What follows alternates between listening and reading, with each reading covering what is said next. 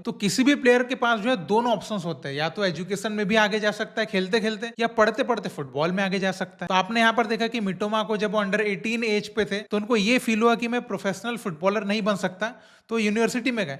लेकिन यूनिवर्सिटी में भी उनको इतना अच्छा कॉम्पिटिटिव लेवल मिला कि वो वहां से जो है प्रीमियर लीग तक पहुंच गए। नमस्कार, तो कैसे आप? और आज हम बात करने वाले एक ऐसी कंट्री जो कि कंटिन्यूअसली टैलेंट्स प्रोड्यूस कर रही है, क्वालिटी प्लेयर्स प्रोड्यूस कर रही है, जो कि न सिर्फ क्वालिटी प्लेयर्स है बल्कि वो वर्ल्ड क्लास प्लेयर्स है, क्योंकि वर्ल्ड लेवल पर एकदम तगड़े से कॉम्पीट कर रहे हैं। तो आज हम बात करने वाले हैं जापान फुटबॉल की, कि किस तरीके से वो कंटिन्यूअसली अच्छे टैलेंटेड प्लेयर्स जो है वो निकाल पा रहे हैं। तो देखिए, सबसे पहले तो जापान एक ऐसी एशियन कंट्री है जो 4 बार फीफा वर्ल्ड कप में राउंड ऑफ 16 में जगह बना चुकी है, जो कि बहुत बड़ी बात है। अब वहां से कंटिन्यूअसली क्वालिटी प्लेयर्स तो आ ही रहे हैं, प्लस ऐसे प्लेयर्स आ रहे हैं जो यूरोपियन जो टॉप डिवीजन है उसमें कॉम्पीट कर रहे हैं। तो एक तरीके से जापान एक टैलेंट की फैक्ट्री बन चुकी है।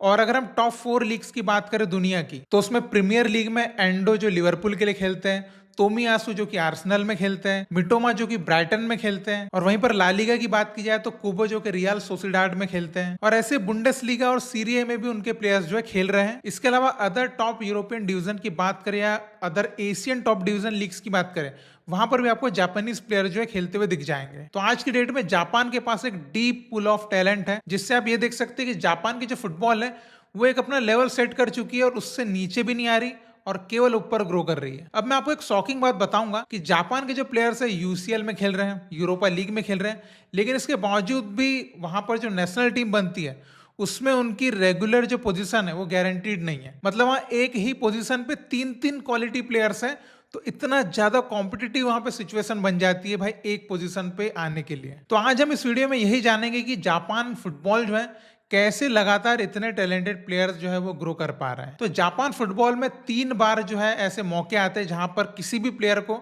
एक मौका मिलता है कि अपनी टीम चूज कर सके कि उसको किस टीम में खेलना है। तो पहला मौका आता है एट द एज ऑफ 13, जो कि होता है मिडिल स्कूल टाइम। दूसरा मौका आता है एट द एज ऑफ 16, जो होता है हाई स्कूल टाइम। और तीसरा मौका आता है एट द एज ऑफ 19, जहां पर जो स्टूडेंट है वो हाई स्कूल से ग्रेजुएट हो जाता है और यूनिवर्सिटी या फिर प्रोफेशनल लेवल के लिए रेडी हो जाता है। अब जिसको भी प्रोफेशनल फुटबॉलर बनना है वो ऑब्वियसली जो प्रोफेशनल क्लब्स होते हैं J1 लीग या J2 लीग के, उनकी जो एकेडमी होती है उसमें जाने का ट्राई करता है, और उन एकेडमीज में जाना बहुत ही कॉम्पिटिटिव होता है। अब कई प्लेयर्स प्रोफेशनल जो क्लब्स होते हैं उनकी एकेडमीज में चले जाते हैं, लेकिन कई प्लेयर्स उसमें सिलेक्ट नहीं हो पाते, तो उनके लिए भी जापान फुटबॉल में जो है अल्टरनेटिव्स है। तो जो प्लेयर एकेडमी में चला गया ठीक है, लेकिन जो नहीं जा पाए वो हाई स्कूल के जो क्लब होते हैं या फिर जो सिटी क्लब होते हैं उनको ज्वाइन कर लेता है, जो प्रोफेशनल कैटेगरी में तो नहीं आते, बट कंपटीशन यहाँ भी भाई बहुत तगड़ा होता है। हालांकि जो मोस्टली जो नेशनल टीम में प्लेयर्स है जापान में वो एकेडमीज के थ्रू ही आते हैं, बट हाई स्कूल और यूनिवर्सिटी का कितना एक इंपॉर्टेंट रोल है आज की डेट में जापान फुटबॉल में,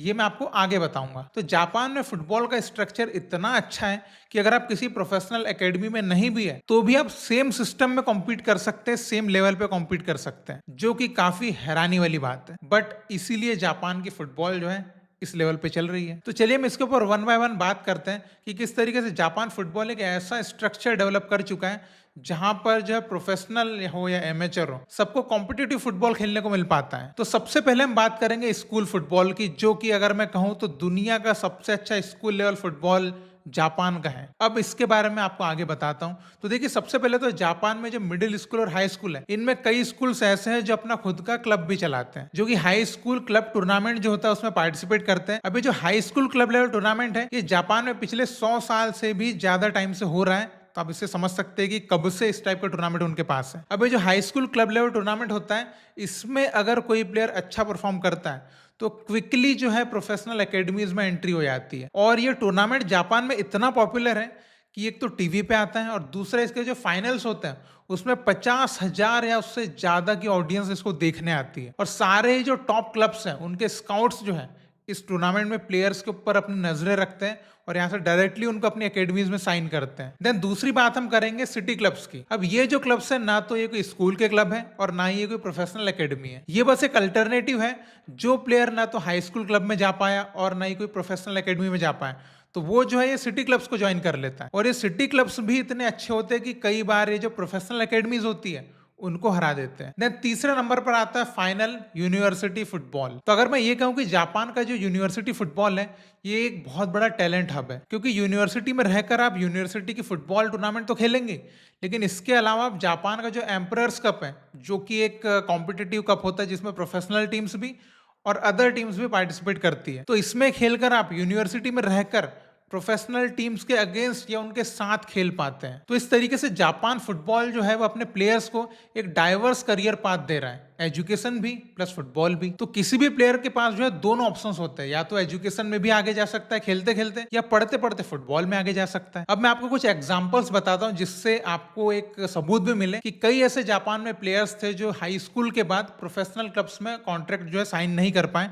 तो उन्होंने यूनिवर्सिटी का रास्ता चुना और वहां से वो जापान की नेशनल टीम तक पहुंच गए। तो ये थोड़ा एक बहुत बड़ी बात हो जाती है कि यूनिवर्सिटी के थ्रू आप नेशनल टीम तक जा पा रहे हैं। तो पहले प्लेयर है जूनिया ईटो, जो कि अभी फ्रेंच लीग में खेलते हैं और जापान की नेशनल टीम से भी खेलते हैं। तो ये प्लेयर अंडर 18 लेवल तक एक अननोन प्लेयर थे, इनके बारे में जापान में पता ही नहीं था, और ये जिस क्लब में खेलते थे वो जापान के किसी भी नेशनल कंपटीशन में पार्टिसिपेट नहीं करता था। तो हाई स्कूल के बाद इन्होंने यूनिवर्सिटी ज्वाइन करी और वहां पे खेलना चालू किया, और वहीं पर खेलते खेलते उनको जापान की जो सेकंड डिवीजन है जे लीग 2, वहां से ऑफर मिलता है। वहां पर वो खेलना चालू करते हैं और धीरे धीरे प्रोग्रेस करते हुए वो जापान की नेशनल टीम तक पहुंच जाते हैं। देन दूसरा एक बहुत ही बड़ा एग्जांपल है मिटोमा का, जो कि अभी प्रीमियर लीग में खेल रहे हैं और जापान की नेशनल टीम से भी खेलते हैं। तो ये अंडर 18 तक एक एकेडमी में खेला करते थे। उसके बाद इनको ये फील हुआ कि ये प्रोफेशनल फुटबॉलर नहीं बन सकते, उस लेवल पे कॉम्पीट नहीं कर सकते, तो इन्होंने प्रोफेशनल क्लब में जाना सही नहीं समझा, ये गए यूनिवर्सिटी में। उनको लगा कि मेरे करियर के हिसाब से मैं यूनिवर्सिटी में जाता हूँ। अब ये अपनी यूनिवर्सिटी के लिए खेलते हैं और एम्परर्स कप में पार्टिसिपेट करते हैं। वहां पर इनकी जो यूनिवर्सिटी की टीम होती है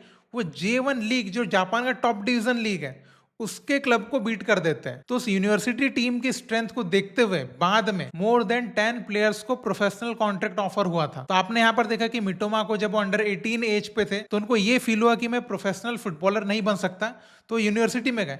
लेकिन यूनिवर्सिटी में भी उनको इतना अच्छा कॉम्पिटिटिव लेवल मिला कि वो वहां से जो है प्रीमियर लीग तक पहुंच गए। तो ऐसे और भी कई एग्जाम्पल्स है जो आज जो है टॉप डिवीजन फुटबॉल या फिर नेशनल टीम में खेल रहे जापान के लिए, जो कि यूनिवर्सिटी से या हाई स्कूल से निकल के आए हैं। तो यहाँ पर कंक्लूजन ये है कि जापान इतने अच्छे टैलेंटेड प्लेयर्स कैसे कंटिन्यूअसली निकाल पा रहा है, तो वो एक सेफ करियर स्ट्रक्चर बना चुके हैं, जो कि प्लेयर्स को बहुत ही सेफ फील कराता है कि वो या तो फुटबॉल भी खेल पाए या एजुकेशन में आगे जा पाए। तो ऐसे हर प्लेयर के पास एक अल्टरनेटिव है, मतलब एजुकेशन करते हुए भी आप टॉप डिवीजन फुटबॉल भी खेल रहे हैं और ऐसे पोटेंशियल की स्काउटिंग भी हो जा रही है। तो कोई करियर प्रेशर भी नहीं है और इजीली जो आपके सामने पाथवे भी बना हुआ है। तो देखिए फुटबॉल का डेवलपमेंट का है, ग्रास रूट लेवल पे जो है बहुत अच्छा काम का है, ये तो एक बहुत बड़ा फैक्टर है ही, लेकिन डाइवर्सिटी ऑफ करियर पाथ भी बहुत बड़ा फैक्टर है कि इतने अच्छे टैलेंटेड प्लेयर्स वो निकाल पा रहे हैं, बिकॉज अंडर 18 के बाद भी उनके प्लेयर्स जो है वो कॉम्पिटिटिव लेवल पे जो है कॉम्पीट करते हैं। इस वजह से उनका जो पोटेंशियल है वो कभी डेड नहीं हो पाता। तो जो प्लेयर्स अंडर 18 तक में भी अच्छा परफॉर्म नहीं कर पा रहे, वो 22 तक आते हैं तो अच्छा परफॉर्मेंस करने लग जाता है। तो जापान फुटबॉल के इस बहुत ही अच्छे स्ट्रक्चर के बारे में आप क्या कहना चाहेंगे? जो भी आप कहना चाहें जरूर कमेंट में लिख के बताइएगा,